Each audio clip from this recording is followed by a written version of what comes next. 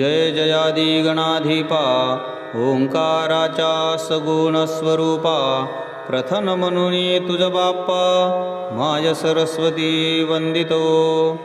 आता वंदन श्री गुरुनाथा दत्तात्रेय स्वामी समर्था तुझी या चरणी ठेविला माथा स्फूर्ती दयानाथ कथा वर्णाया तुम्ही गुरु नवनाथांचे चरण धरले मी तुमचे गले पुरावा बालकाचे व्हावे स्थिर हृदय माझ्या तुमच्या दिव्या चरणांचे ध्यान मी करीतो ध्यान म्हणून वस्ते गुण अंतरी माझ्या करावी ही तुमचीच आहे इच्छा म्हणून जाहली मनीषा नाथ प्रताप दिव्य भाषा कवन रूपे गावी वाटे मर्त्यलोकी केली येता धर्म बुडाला सर्वथा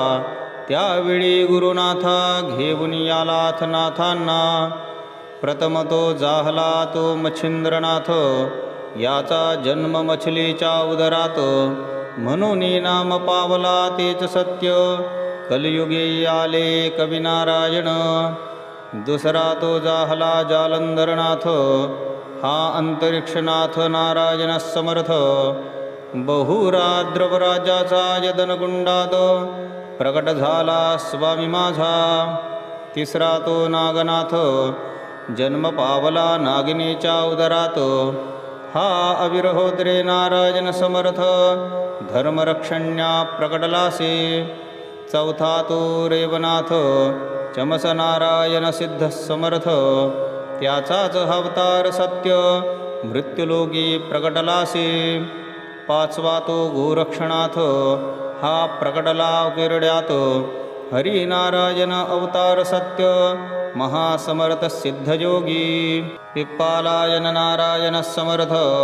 सहाव्या अवतारी प्रकटलात नाम धरले चरपणीनाथ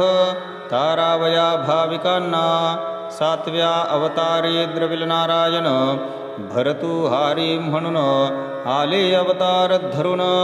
अदान्याही श्रीहरीची म्हणून या आठवा अवतार कानिफनाथ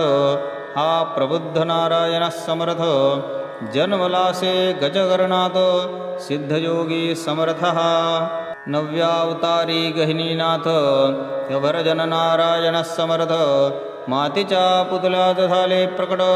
संजीवनी मंत्र जपता गोरक्षाणे ऐसे अस्ति नवनारायण